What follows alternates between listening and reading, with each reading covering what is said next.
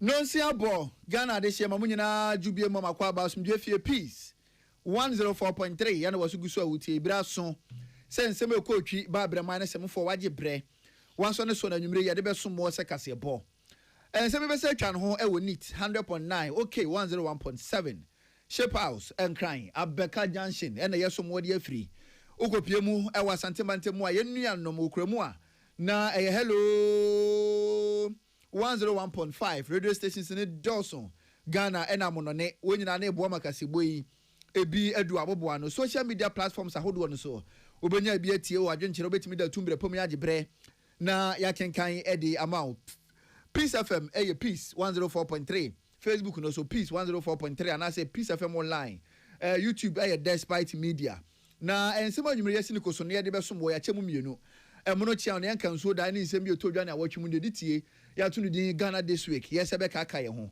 na enne de no de bedi mu akwotene bi ene say Dr. Alhaji Mahmoud Bamia na nim sa de hia wosi ahene ewa NPP mu no wansanto no so aba no ontu franka emfa ema manyukuru no akwakopie mu asantemantem de tudwa say nkuku e ba ye de ma NPP manyukuru wa bra o pre 2024 abatu mu no so bi ko gina ba bi no o ka say we yesremni na sremfo anto aba na mfa ma no nti NPP antimi andi nkunimu a wosi NPP4 ensi nipa ne hu enka ne penye kwankyerefo na oda Ghana National Petroleum Commission no o penye na kasa de atodisuafo ogin tete osuapon hodo anim se wogin tete no wonfa hye wontirim se wo kyena bi no wo wiesku a wo ba wo be bia nnwuma ama Ghana fo wenya bia ye momo onye wa adwene se oba be wiesku na akwakope bruni adwuma ye sanse na adwuma no ebi eni babi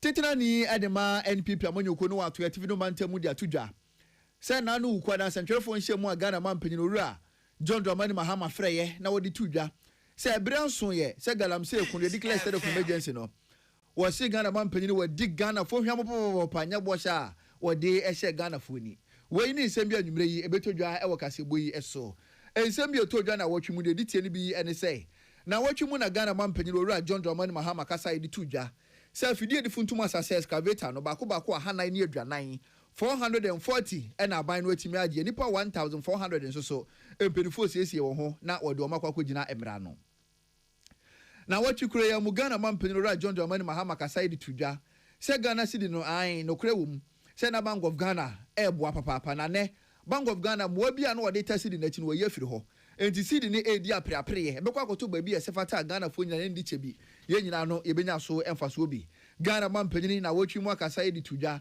se Ghana fo nkoso no onya gide wo sidi mesanse ahode bekoso na agina sidi no musane Ghana fo bra no ye hunu sa pepepe na enka ne adansa so kwamra shebedwane odumnyamfo Keti Hamonda openini wakase de tudwa se nipa obetumi aboa ama Ghana fo timadi ye eye Dr. Alhaji Mahmoud Bawumia Buno regional chairman edema NPP amonyuko no owura kwamba fa bronye openyini Ghana fo nyina ni masem se eyade a empenifo akire no na enura fiade yi empenifo kokopie mu wasem dibia na wo hwe ni mu se kwamba fo na nka beli ni sabetima ka bi watima ko fie brepa mu aba na emra na kasa na yese fata wo ya bode entima na ne banchi beli enyade ani nsa etumi ekaye we ni nsem dodo na bi eni betodwa ewo kasebo yi so ya to din Ghana this week na kasebo mu aseda enkonfama this way chocolate drink na ohia no a any unso share special ice or just special range of drinks best point best assurance you tunche ka ho bi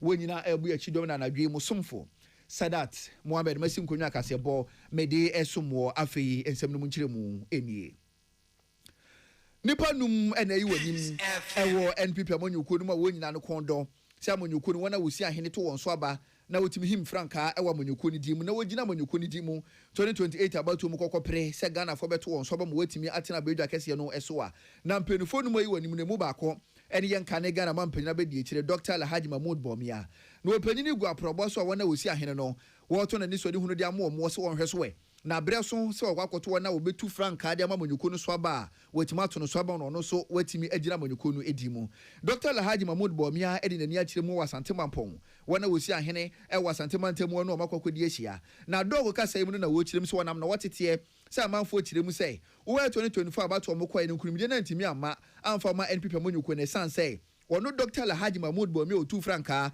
edma manyuko ni sebi na ne ho enhye da nya kono wo se amanfo nso keka so kokopie mu wati video mantemu aboko ne mpatemu a Dr. Alhaji Mahmoud Bomi a o manto no so ba essence na ne mu ntimi nyedu se wotimi pritumi no ewo NPP amanyuko ni di mu dogu kirem se sansem amanfo bi na ma okeka no wote na chese ne nsu no mu odi ho ya pa ensema manfo kan nyina no enya de anokro bia wo mu wo se wo ho boko ene ne mpatemu e ka me akọ se yendi samanyuko no omo mpesu aso enti obi bia obefa twiredua na odi asi penso no ubu nkonta wo hu ni say abiri bia ebekọ abato anim wo Ghana no boko ne mpatemu ho no na NDC se amanyuko no munya mane dodo na no edifiri ho edi se MPP kokọ gina kokọ pre o mampanyini di bre na boko ne mpatemu momenti manya madodo na afiri ho na obi bọ no so bo se wo no oyesiremni na otu franka de mamanyuko no wanti manya madodo amfa mfiri boko yemfa so bo ne mbo na wose sabi alabraka na nipa no woni na ndi ni ye conflict no almost is anti na yellow see almost me to amama pussy for so go ewo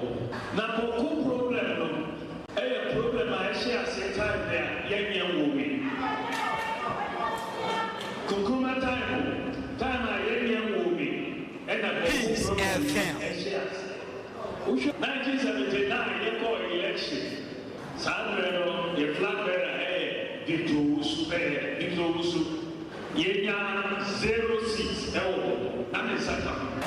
The third one 1996 Sandro Jacob for a friend flag bearer Yasa Yako 06 that is Satan.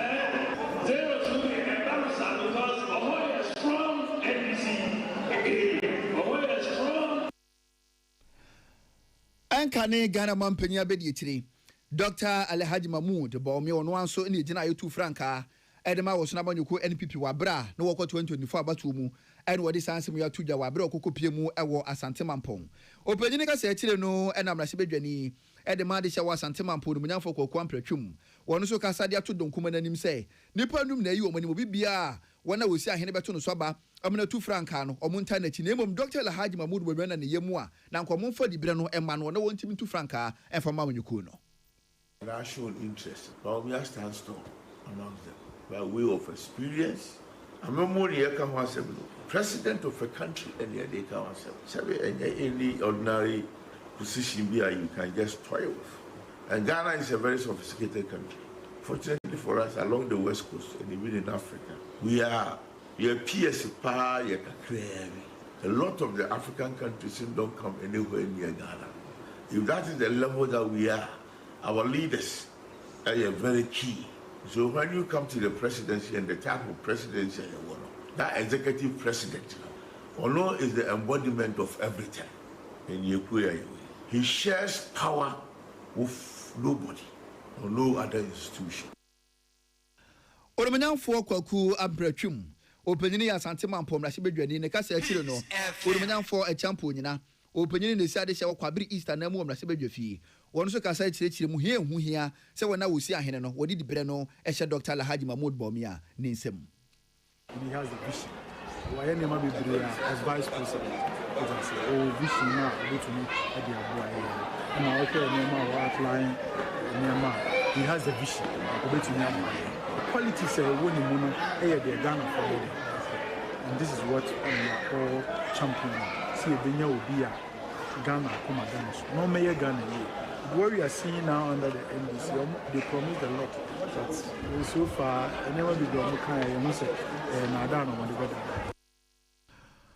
Oromanyanfo echampo no nyina eya kwabiri East Mrasibedwani ena ne atwa gu yo mona samwa na manibo enie ena no ukwada Ghana mampanyin owura John Dramani Mahama ene Ghana fo nyina no etwetwe nkomo fansentwerefo so na nsemi odi tu dwafo afoma gudie to a ennam kwampa so galamse ho no ena wo tirim se galamse ko no de na aban ne betumi akọ no wotu ase ho ne wani manimu ya Ghana fo ka se be ya na nka won declare state of emergency na yan fonko galamse no ena opanyini tirim se da bi yenya nduru ho no mo saa echichi ahodo ogu apono so omohwe na omode aso galamse kuna no enti so otutu mambambrinka na so declare state of emergency na ka me akọ ese onim ne awoyo enu nti ne Ghana fo enya abotere kakra no onim se de bi se ne sitie bia no galamse kuno obetima ko na wadi nkonim na nsem wa Ghana mampanyini tu dwai ena panyini kwankyere fo ho nkitahudie ho nsem so de ma NPP amanyuko no atoye ativido mantamu owura yaw Harry Addo dodo na asanemra ne wojaba okase echire mu sei ensemo Ghana ban panyin owura John Dramani Mahama de tudwa no amena hunu se endi sabani ni pepa se galamsey ku no obeko na watimi atu ase wo se enne yenhwe yensu ansu ahodo atwe ho ahia awuduro nko a kwaribetu ahodo na ese yeyi koko adwumadie mpo enne dodo na no na eche yetu aguo na yede to afuma gude galamsey nti Ghana koko mpo no enya de hyede gina yie enti wanya no mampanyin ye ho no mampanyin ka se yento yebo a na kamia akwa so mampanyin wo ni pepa ne ahokeka se galamsey ku no obetumi akuna watu ase wo se kobasa na kamia akwa se Ghana mampanyin wa ma Ghana fonsa asi fompopopopa wodi Ghana fo hwamo a betray Tibia Ghana for Enya Ewon, Betre Apam, Ghana for any Omanpenny a sign, Omanpenny a buza apamonoso. A Huadia Omanpenny Edi Jinaye, Ejina Simpioso, Edi Casaye, Se Oba, Obeye a 2 gallons say Asteno. A Fedias ha a Huadiano, and a Sacasano, was a son. That's some no kind dedica. Omanpenny and Mayetias, say, a bindadana or also, ni DCs, ni appointees, ni party executives, and a Galamsey, and Nintina a bindadano any the world power to fight galamsey. Now, on the Oba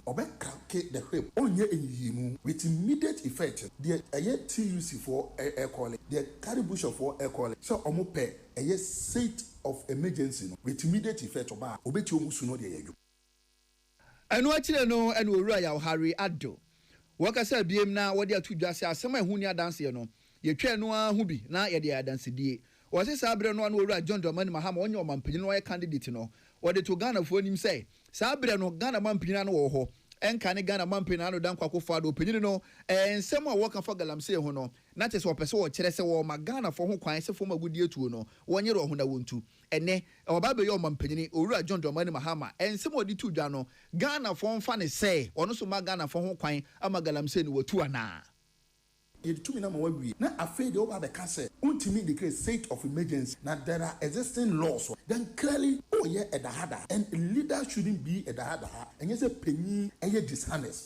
Say, and then no catch and say, and yet, galamsey, no, a share a nipa more than 4 million people. And it ain't in to us here. And then at that time, now, opposition, and I was support the call for a year state of emergency. And then the Oman year a Jumano or Mine galamsey, Oman penny, intina so do 4 million, and I also so much support to say Oba near to say media no as if you mining. So this new positioning in a let's say abiding already say obey to a galamsey with immediate effect. Only clear a state of emergency now or support to ye in opposition. They told you every regional capital or may you need a special court to handle a galamsey cases.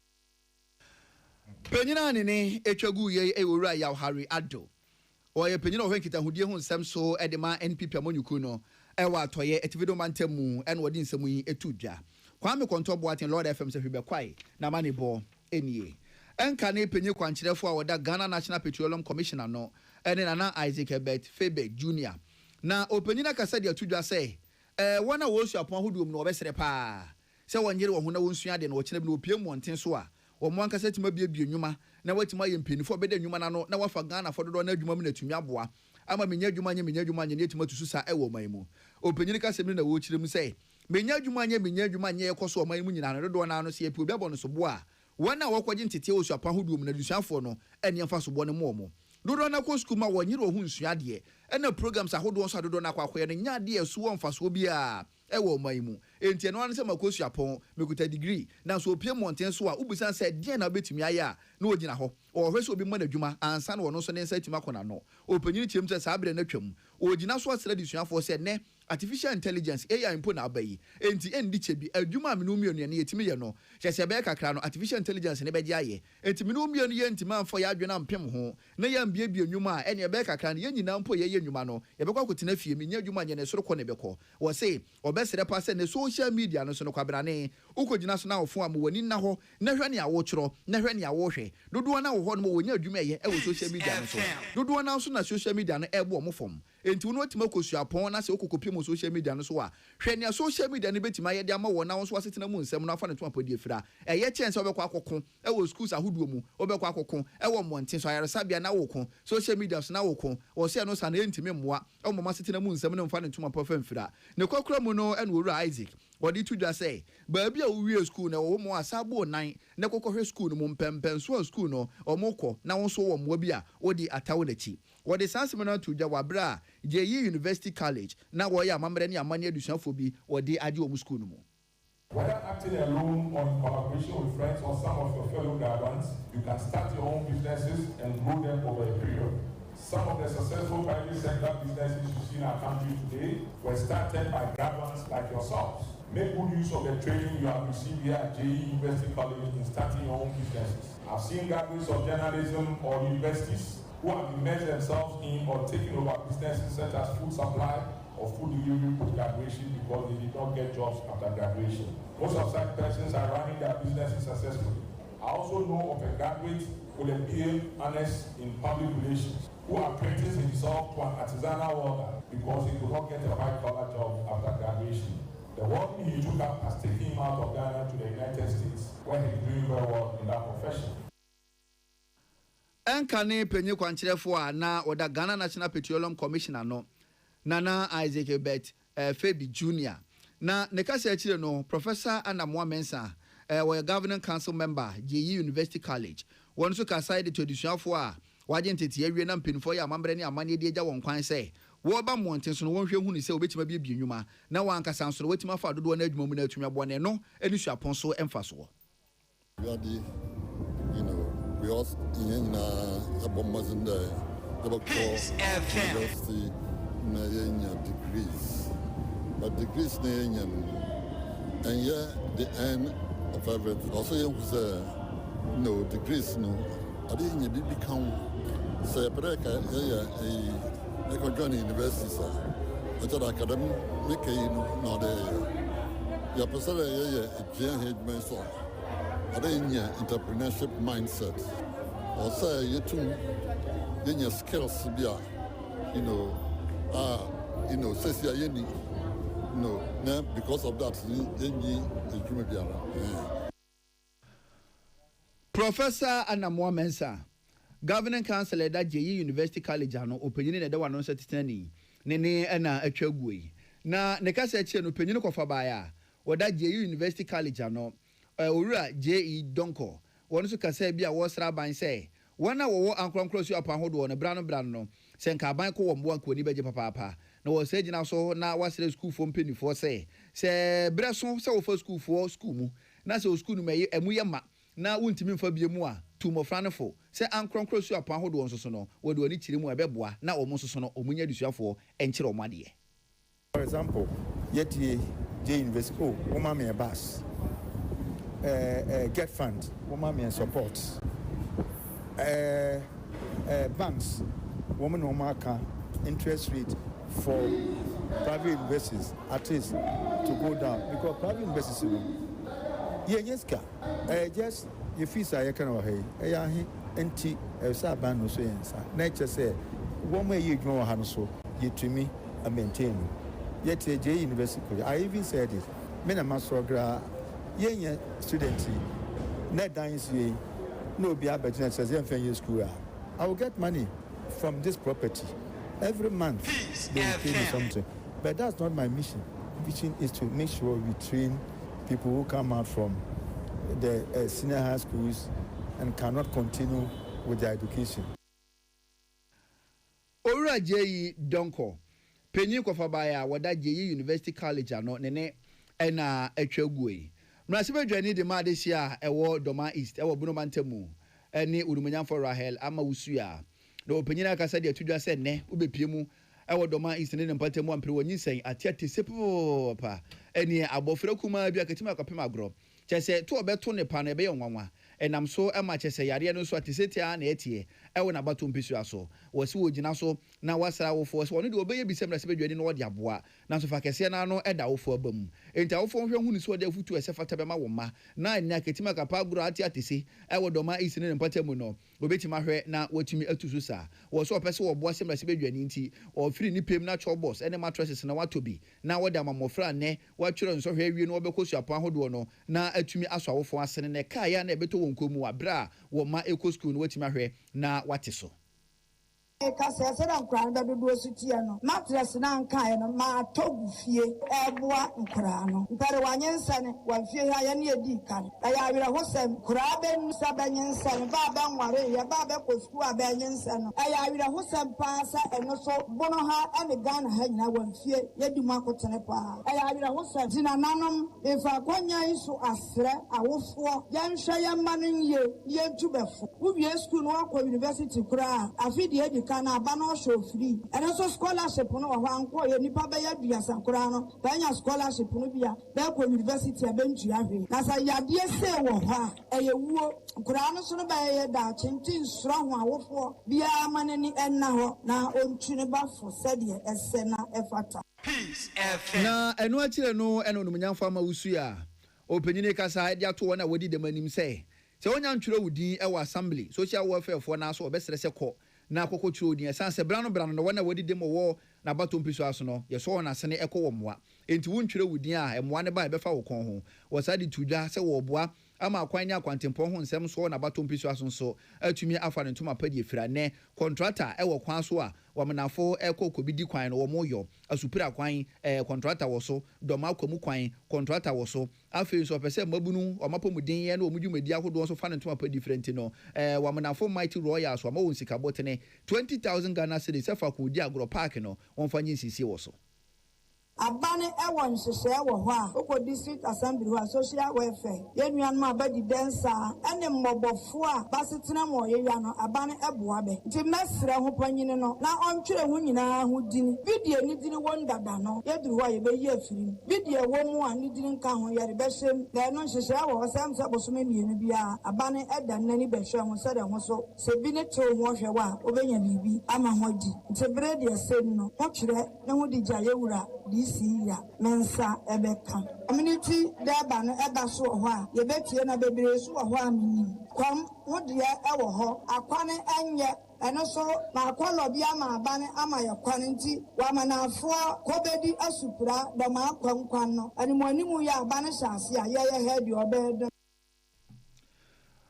olumanyamfo Rahel ama wusuya aye doma east mrase bedwani aja wusu berema de amanboyi efridom ahinkuru ena wode ebesumo yen empenifo eda wosi no Islamic Basic School ano ena wosra ban empenifo ka bie wom se school no ebehiamwa nyina ne se wakyere dusuanfo de awi a wapon wa kofie no na ya no so besi wodachi ade be che obeba no na kyese wo magigya wo nan apeti school no nyina emwa de kyere kra wo nso a wo no ntampe na pieces no wo tugu school ho no so eguso a ekoso wo nso so asebi ho na asebi obefa on kanchema emma nso so eno so eguso a ekoso panti ade be che dusuanfo no be school no tadua mu bo ha condom na kyese ya yuso awi ato apeti school ho no nyina na headmaster of the school ya no Owura Abdul Razak Abdul Ahmed ene openyini ejina so achirim se ko basa emwa emma de kire ene dusuan pomfa ne tompa mfira ade tia no pa na wo se kire fotimi kire mofra na de no sabre no ena mofra ne ba be hohoro se bi ya no ma ya anan enubone ne ade apetepete ho no mo ba be pra omo be wiere na kyesa ade kire na dusuan po no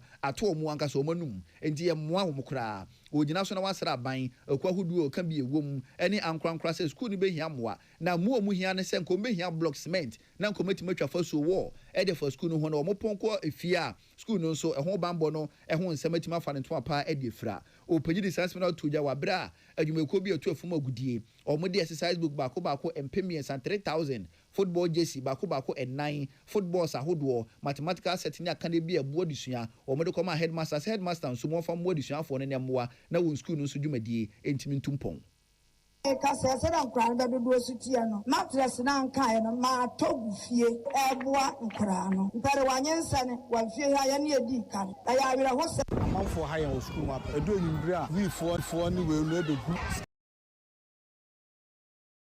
se ni security bia wa ha nti Kenya first na educate to ano a dem se beboa yen ebe school ama ya anya bambo school kola bebre wo ho a ya bia school yo muntumi nto exercise books nti ya teachers no ya edu bebi a me head no so metenase no mo a wo se me boa wo na me da boa me ni agi papa yi me ni me ho be hin han teacher fo ho be hin han e ba man kola no so ya agi school And I teachers and also said about the crab, my why he high, and ya feel never cost up a Munkolano say, Munkoji books in Munko and Branti, it used to carry alias Yaya than I see the and I'm a sound football in JCC room, and also Bobo Colano more talent in that for them. No Munso or Modachi, a Beko and Mamma.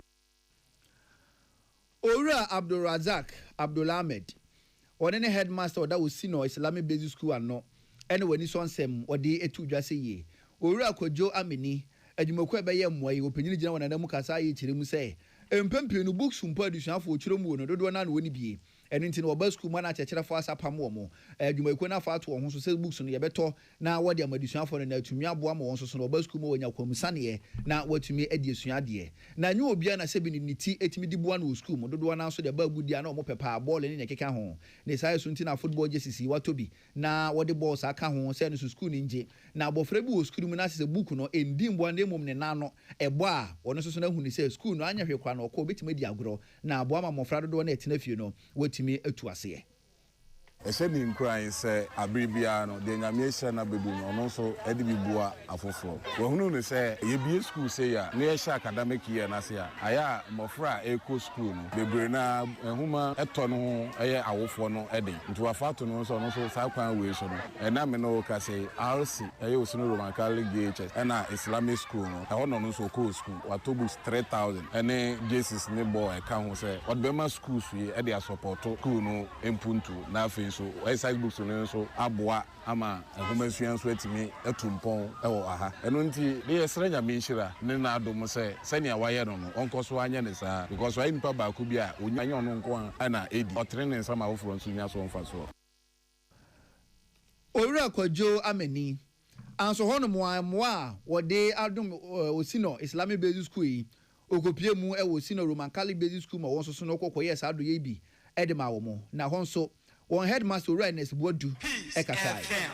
The school can't see Anna Yesi. To say fair by school say be here no more. In fact, one asokra anu 2 anamo MI. Your honor friend say nyame the books abetecha ma school for nkola no. Na ye hwe o how any amane enkola fam e books aton a. Aya na enye easy kra. By school book ni be ye manage ni arewo say yempo ye na fofo ni bi wo ha. Book kro mbechom ko bi ni awofo ni ntimi fa ma.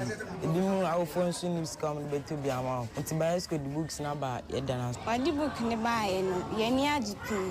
Because exercise book in the bed wine, oh yeah, this you. If you say to be my exercise, my colleagues may be in here because exercise book in only be. And the bookstore, dear by Yajapa, Yadana sense. Ora Nesbodu, one in addition for bine and a chegway. Na penifo at the damn methodist as a for no say a software. One who come for Akika one wabum at Tinkabumukubia would dean. And the Methodist Minister Spouses Association.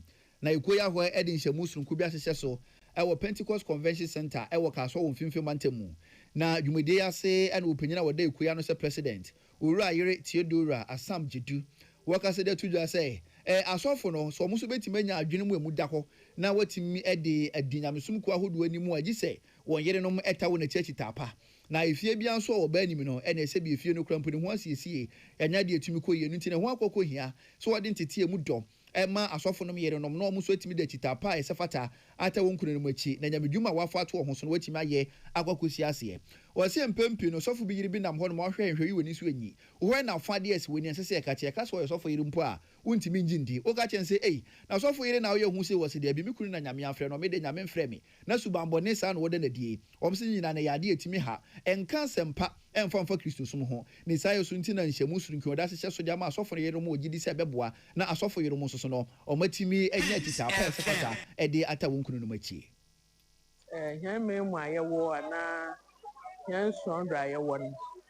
And Zaya Zaman Quay, and Nina, and to say, Madame Wafono, Dama can say leader, Naya Banutina, or the one Casa Brano.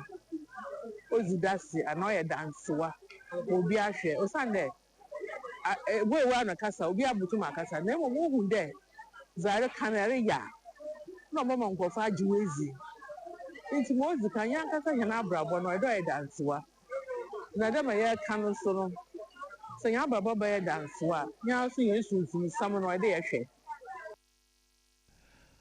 Owura Yere Theodora Asam Jedu were president at the Methodist Minister Spouses Association Ekuno.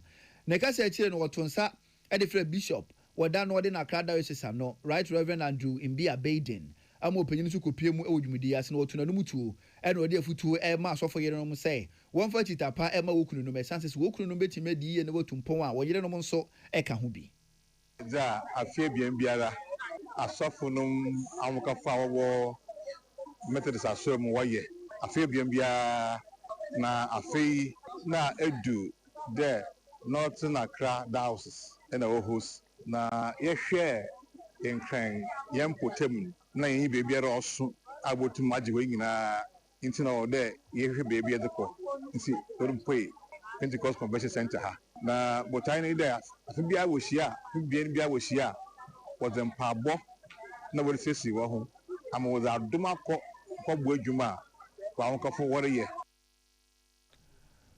Openyina nene atwagu yi Right Reverend Andrew Mbia Baden were bishop at the man in Accra Diocese. Ne kwakwamu no presiding bishop Methodist Church of Ghana, Most Reverend Professor Johnson Asamoah Jedu, opensu ka say bi na sofo yere nom, wo de to na ni se won hwegu so de nhye so mapa ebe ye dwuma, wonsu ene won ban no, wo ma ne se Kristo su, na entimi bo na nyamsom ene nsempaka, entimi ntere enkwachire. Omodi esi ho sa mobo mpaye asre ewrade ho adom ne ahoden dai na adwuma nto ma enu hia wo na se wo ware sofo ana wo tete ema wo asofifia edin efise obia ehwese wabra abo oneye beye fesusu amano nti ade a obia baye bi obakoye bia se ne yebeka no enye se obidie se wo yere ana wo kunu koye bia enye se obidie nti afutu ede ma won se mama suade a ombenya wo ehyiadi mu no enya kwa. Presiding Bishop of the Methodist Church of Ghana no Most Reverend Professor Johnson Asamoah Jedu nene ena etwagu Ibrahim Dazi ena ode amaneboyi ebesumu yen yebegina Ibrahim Dazi amaneboyi so na ya homeka sebo no so ye ba ensem bi otodwa na wotwemu ni details ni koso yebeka kai ho ya to de Ghana this week yebebo ewrem.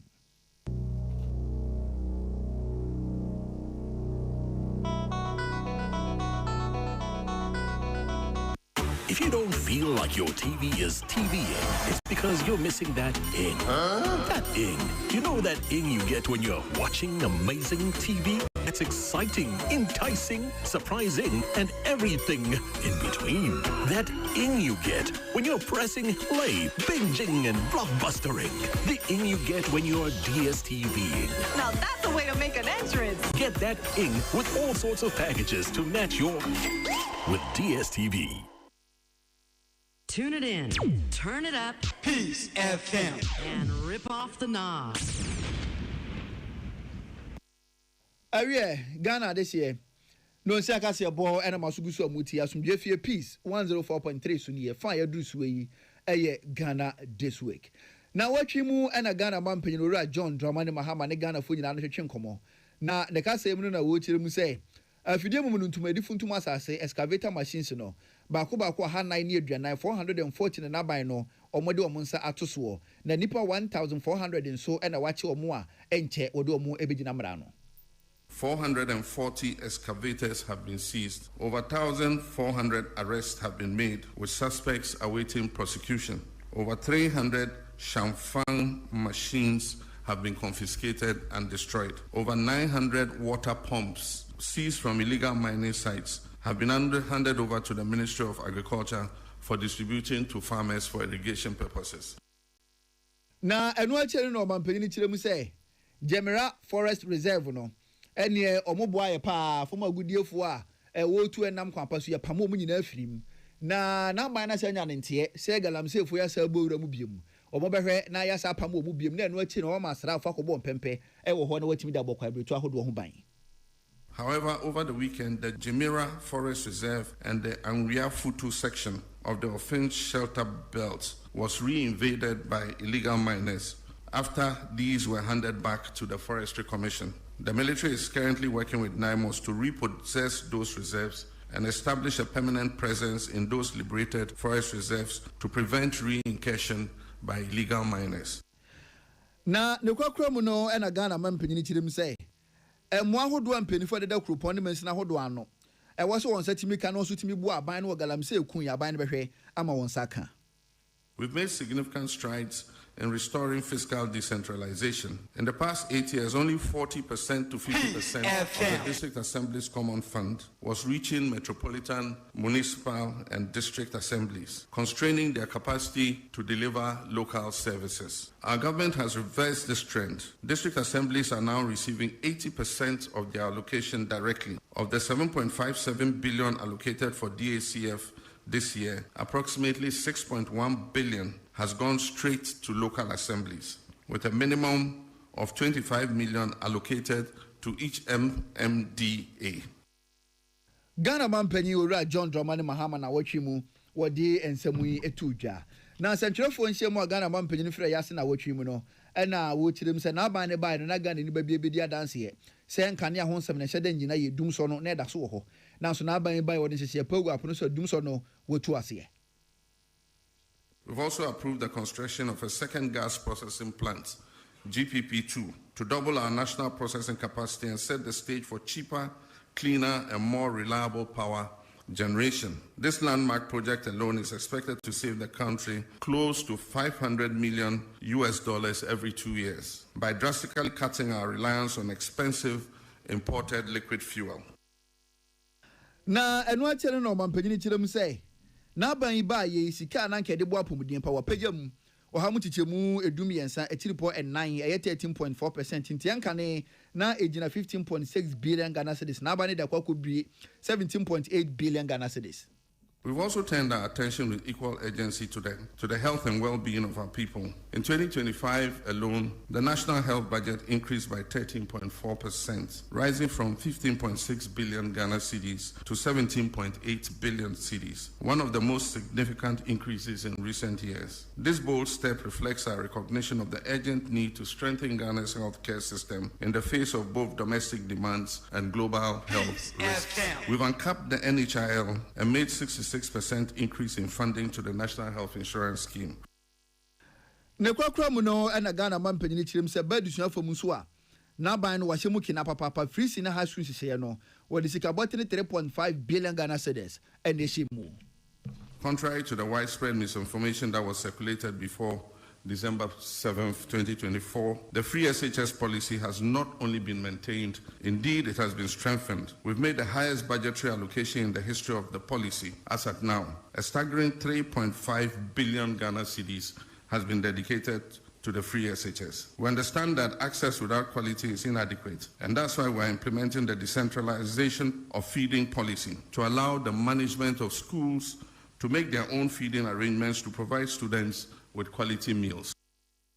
Ghana Mampany Ora John Dramani Mahama sentrefo nhyemu na se no was ready to just say Ghana cedi no na Bank of Ghana ekutemu a wobo achi dom papa sa hode betuma bamu ene Bank of Ghana one wo de tesidi na chi no ye firi ho eni cedi ni bedi apre ye de ba bi esefata na tima akwakoto na so Ghana fo nya gidie se ebede ba bi ese na etumi efata Salamaji kuku apentel na amadeboyi wo de ebesomo yen na wotwukura ya mu no sentrefo nhyemu ase ena Ghana mampanyini Ora John Dramani Mahama wodi to do say wanam na watete say Chief Justice Mami Getude Araba Isabasa kitoko no wodi ni dibre ato ho anase na dwumadi ba wiye no aban ne de ne nsa wo no wan wotu na de so se da bi eyemra na ye adwuma. Do I look like a supreme leader? I'm a Democrat true and true. And even when we attained 2/3 of parliament, I said that we're not going to use it to ride roughshod over the minority and that we're going to give opportunity for democracy to flourish. And so we don't intend to use our 2/3 majority to steamroll our democracy. We believe that even though the people of Ghana gave us that overwhelming majority, it wasn't meant to turn Ghana into a dictatorship. They gave it to us in order that we could carry out reforms to make our governance better. Ghana Mampany Ora John Dramani Mahama ni na opanyini sa chire mu se ne Ghana cedi na hoodin atiti firi mu na sa chire no Ghana fo nyina ne da yenda eme ye mu hyehyɛ ye kura na wo chire mu se nanka Bank of Ghana brano disika ehye Ghana esika semu na cedi na timre gina na saa de na Bank of Ghana ye no o magyae enti ba bia cedi ne bekwa akoto bia no Ghana fo nya gidie se ade a ebeboa na cedi na hoodin na agina. our cedi has appreciated by 24.1% against the US dollar on year-to-date terms. Now, Ora Johnson esiama amrado ada Bank of Ghana no nene na etwegu yi na ne kwakra mu no Ghana mampanyi Ora John Dramani Mahama so echechensemu sei.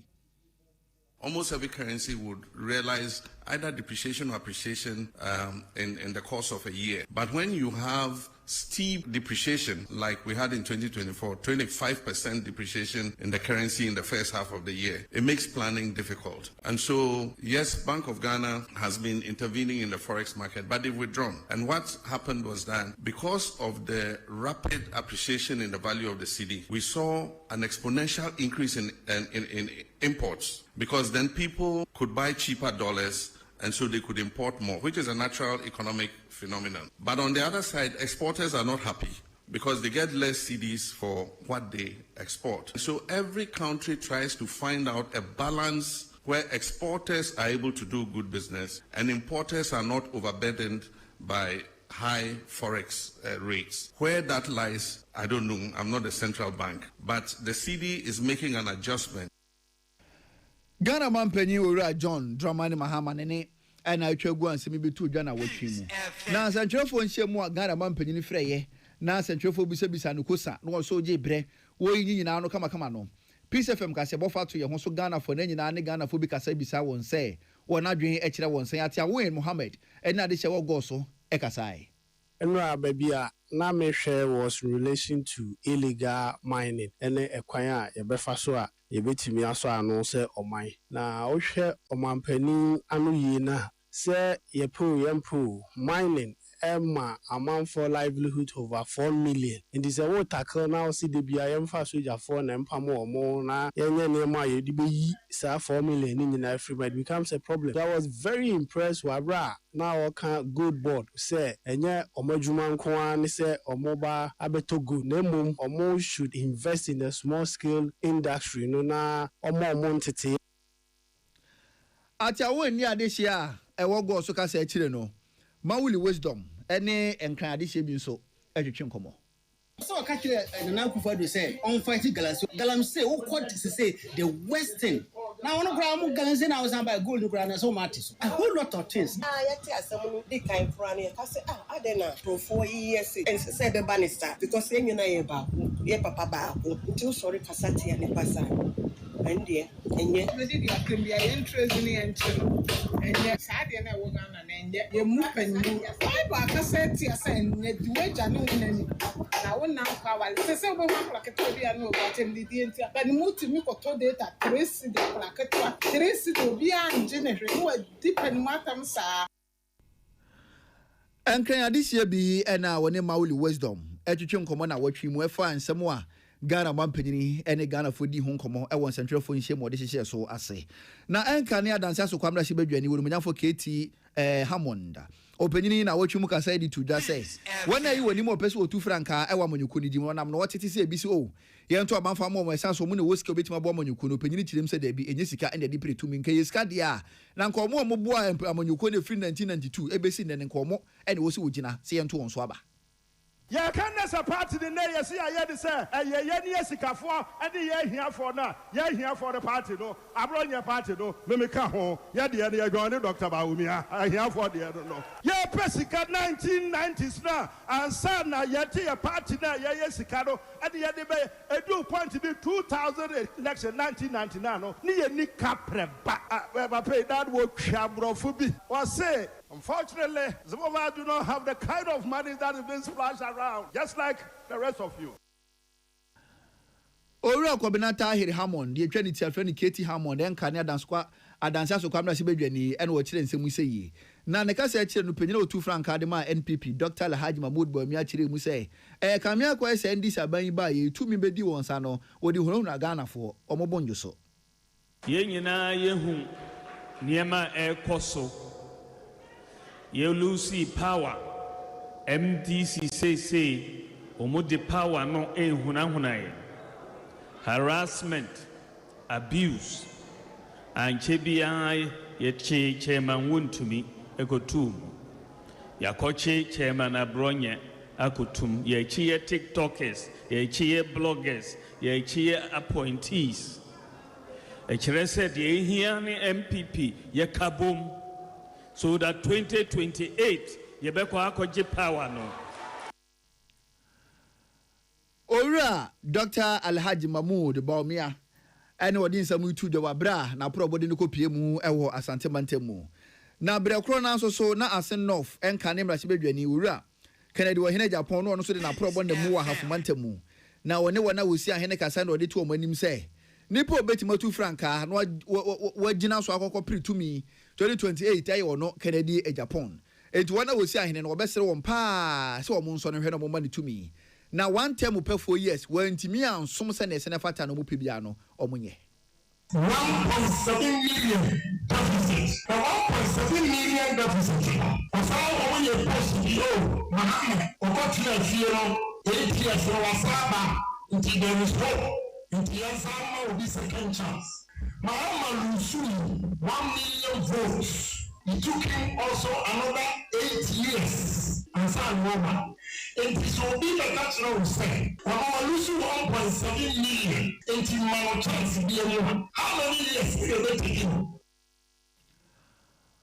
Olumunyam for Kennedy wa hene Japan enka ne ase no from Ashebedwane we nanim se opeso otu franka edema wo sonaba nyoko NPP na watwi mu wodi sa ensemu yi etudwa Atiawin Mohammed Success FM ena wodi amaneboyi ebesom yen na watwi mu ana kwamba fa bronye abambofo kokoche no esanse ensemi okeka ye ewo abefontintan social media no so no na abambofo susu sa yade a wotietia Ghana mamra so na we ene nam so apanyina wo fredom de ma NPP owura Henry na naboache na bi okasa ye chire musa na montu abambofo atuo no enya ade a etwayi ye ba no ye kase bia obia ye bibi obia di boni bi obia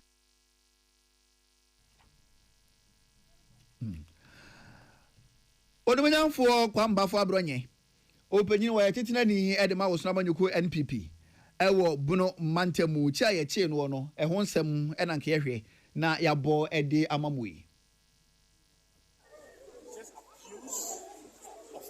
You saw almost about 100 policemen fully armed to the teeth. Is he a terrorist? Has he committed treason? Is he a treasonable offense? Look, even when we were in court, we saw of a news item where Sofu Azoka, who has actually threatened to kill the minority leader, he was arrested, granted bail the same day, and he's been directed to appear before the court on the 12th of September also. In fact, we even have the constituency communications officer for the NDC, who openly said that they are looking for my good self, Honorable Anodompe, and the minority leader to kill.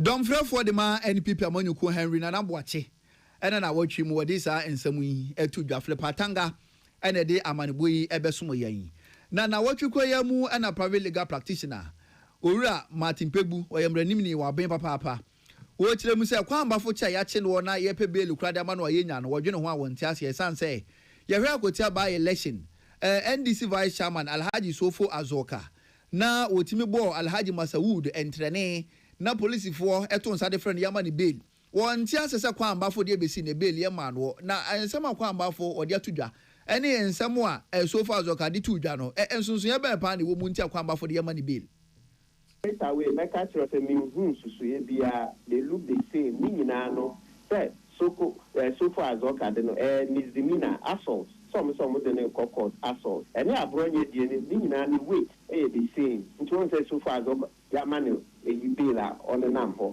so the same way for same way and fasting the kind so those are some of the things until he just as they've given Sofo Azoka bail no that's how a bronye so and it can be done on Monday and you can on the for 1 week Monday or there are some papers to be filed. Lawyer Martin Pegbu or a private legal practitioner na watwi mu wodi sa ensemu yi etu dwa prem to breka sebo so wabra na woni wo hene wa kese bo ahen etwetwe nkomo na watwi koya mu ena maburu dom frefo edema NPP Ura Salam Mustafa wɔno nso ka sɛ kyerɛ mu sɛ wo hɔ post adwumakuo no free sa ban sesa baayɛ anamuntu a wɔtu no ɛnya deɛ sɛ fata kora ne sae so nti NPP ayɛ ne sɛ benada ɔbɛto ho agu mmɔnte so ayɛ ɔyɛ kyerɛ no wɔden ɛde atia post adwumakuo. To demonstrate on the 23rd. Discussion with the police have gone very well, and I can assure everyone, I can say on authority that on the 23rd, which is next week, on the 23rd, Tuesday, we will be demonstrating starting from the Obra Sports Circle all the way to the Ring Road to the national headquarters of the police. I will present IGP itself on the politically tainted arrest that's going on. Amaburu dom frefo edema NPP amonyokura Salam Mustafa na watchi mu wode ensemu yi etudwa Abdullahi Dasmani ene wode amanboyi ebesom ye na watchi kro ya mu ena VRA wochoro krata edikoma PURC se hu hia se nkane a woton edema ECG ene eku ahodo e wase no wopagya ebuo mu nti PURC hwe na wonje penie na ne dwumadi ntimi mfrase na se PURC gitumu a ebo a wo hwe ni mu so obeje ede free Ghana for nchen wo so opagem dia ko ha mu chichemu aduonum enkono 59% enti 49.08 Ghana pesos per kilowatt per hour no opagem ede ko 71.88 pesos per kilowatt per hour. You share Juma na investment are being here, you to mama. How na you generate Magana for one second, utum zi Juma, utum ziazi, Magana economy concano, you to my any Ghana from boy na investment are here and clarity. What should be the no for the next 3 to 5 years? You to die investment Magana. Yan energy here for the economy. See, 59% in mature in Sika terms, no. Last time was a man, now 48 pesos a kilowatt hour. Yeah, you be there. So yeah, no 21 pesos more. Penyina ne etwagu ye owura Francis Aban. Or corporate communications manager Edema VR Kuno, and na watching what chile sansemu yi. Na ne kasa chile no Peace FM. Yanu owura William Boati on communications officer. Edma ECG to train command which them say, oh, at the end of the year, Seviari, a buona or demo monomu pejamua, and you are monancania no sebi or moso. A omoto de Magana for into bon to Muniba, that's a boy ECG to pejomu Magana for chia, and to Nusuchi.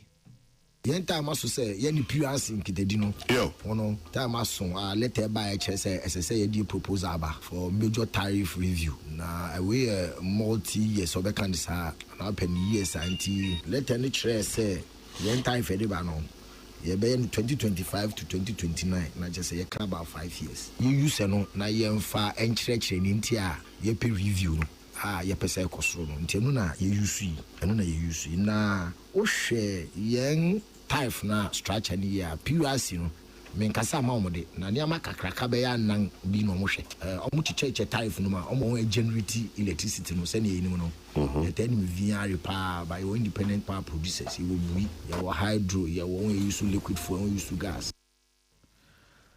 Penyina ne etwagu ye owura William Boatin communication officer Edema ECG kuno na what you call ya mu na nam so Emma Ghana National Chamber of Commerce and Industries in Penny Fonso so omuso kasa ye edi tudwa fa nyina monkane abo ni nsuo bo a ku ahodo wo hwe animu se PURC fo beje penye na watima pegem e wo my Ghana mu Owura Steven Mazan was president of Ghana National Chamber of Commerce and Industries o kasa de fa ho so bad but to say enunti no 280% in there it's a no idea Chamber of Commerce that businesses in industry and commerce no you feel too high.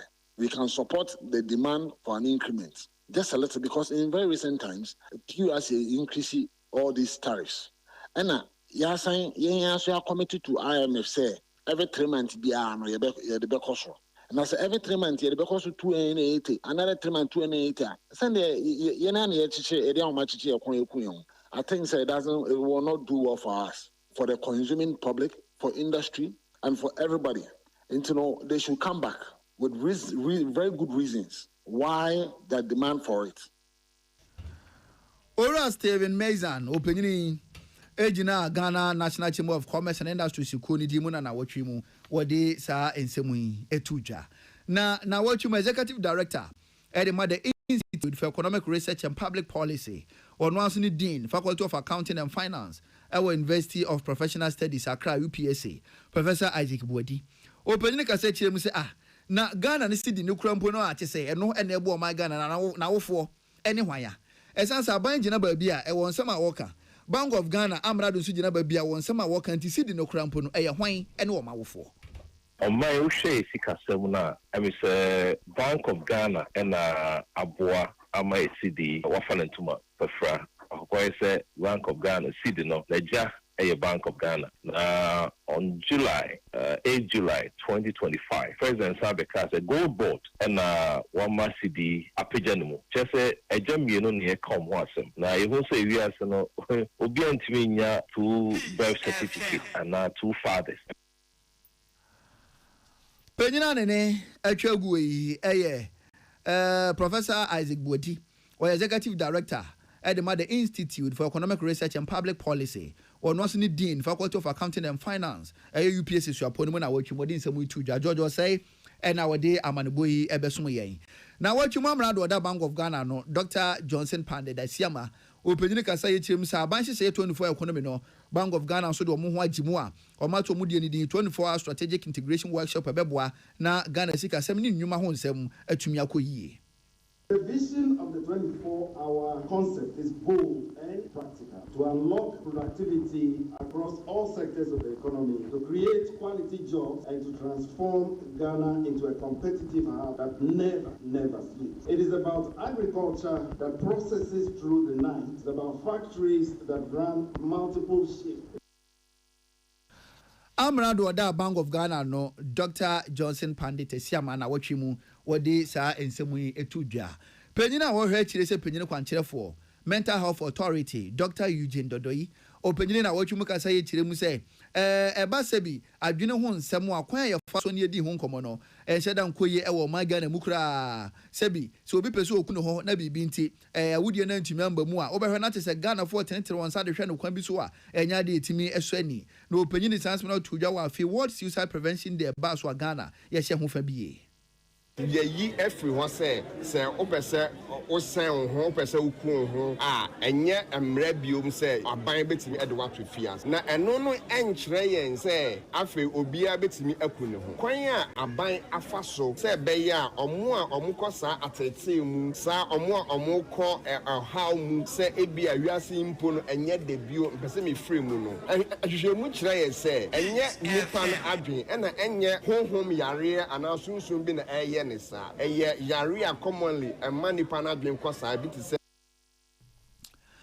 Penia wo hwe chire se kwankyere for Mental Health Authority Dr. Eugene Dodoi ana na watwumodi nsemu yi etudwa Patricia Sefafisha ana wode amadeboyi ebesomo yen na watwumu Central North Regional Police Command se ndubone nom no ekosoro wa Ghana pa ntenie obeto ho agumonten so kura efre nipa nikuro wode nkyira subins mfimfim mantemu na wana wonu muduboni wa hwe na watumutu won so sa afi won probo mu no ene onya ne ntie say guest house bu ho sabi wana wosi ba sibrai ho na cheso mo so magia boss mo ye Nigeria fo ena post for do ni kire mo ko ya Nigeria fo aduasa me 33 ma ena sabi ba sibrai o she guest house na wobo na DCOP Abraham Akwei ekasai Nura embarking on an intelligence-led swoop at the core Nipa Nikro was subin. Yakwasanka ye omo eton rubone no omo na yakwasanka kwakwati chom brothers ne ghettos. Coincidentally no you do hono no the activities of sa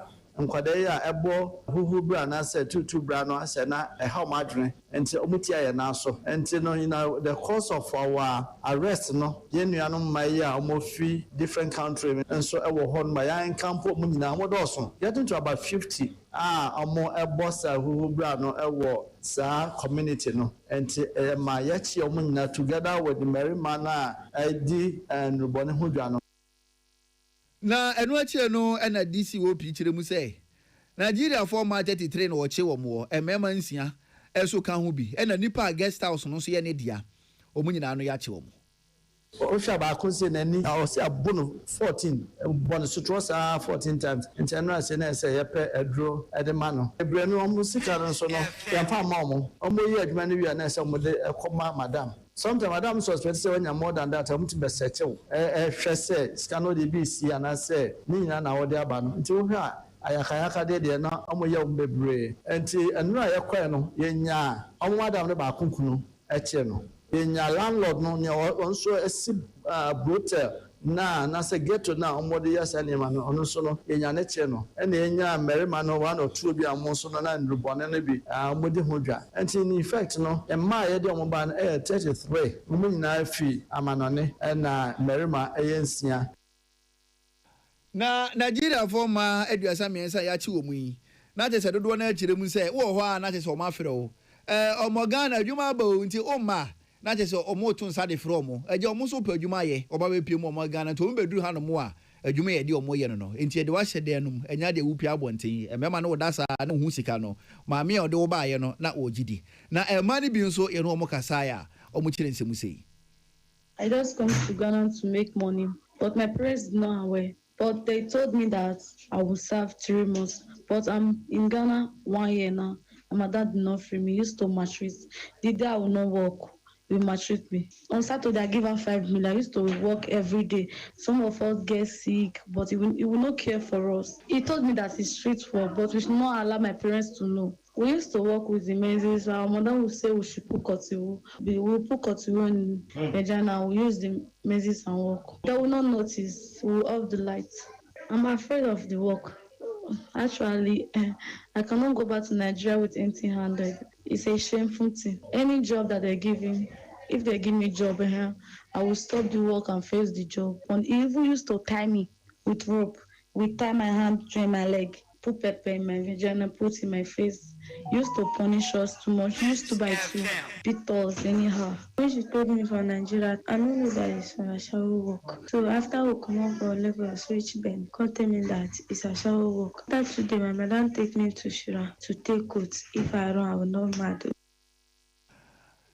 Me ba no kra yan kan kyerɛ me na yɛsi adwuma na me bɛyɛ ɛne sɛ ne me bɔ ba sibire yi enti sɛ wonim na wo yare yɛbɛbɔ wo bu nsa yɛbɛbɔ wo enti ne gyi sɛ wo de asawa na wo ne mema na akɔso ada unhu ɔmo so de bia yɛ dum light ni ntaye ɔmo hu obɛkɔ ɔsimi ntimi nkɔ nsapan maba ne de na wɔ sɛ medi sika kɔ enti Nigeria ma bi ɛdɔ ɔmo ba sibira ɛwɔ Ghana no ɛne bi akosɛm ɔmo kyerɛ mu yi ɛwɛ wo nyina ne yɛ nsɛm etu odwa na wɔtwi mu de ditie yasan aboabo no yɛsi ne koso a yasan akaka yɛ ho yato ne din Ghana this week yɛbɛgyina wo so na nwumire no nsia ka sɛ bo yɛde bɛso mo no yɛde nyina asi Musomfo Sadat Muhammad niye kasebo na sise no ekwemu atene DJ Young Boy the weekend party mix beto aso e de amamoye mamumo enitia enyado.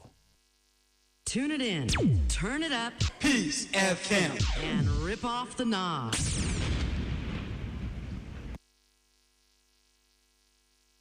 Wherever you are, the game